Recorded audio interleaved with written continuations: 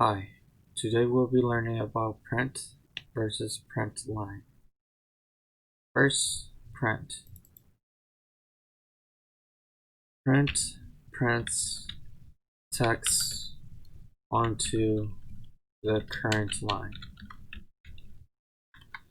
Print line, however, prints text onto the current line and then adds a new line. Let's run this program. And here you can see that text, the print and print line are on the same line.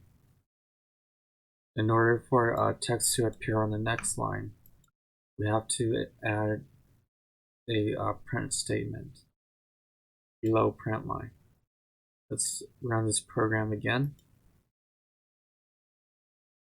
Here you can see print text onto the current line for the next line. And the reason why it's on the next line is because print line had created a new line. And this is it for print and print line. Remember to like and subscribe for new videos. Thank you for watching.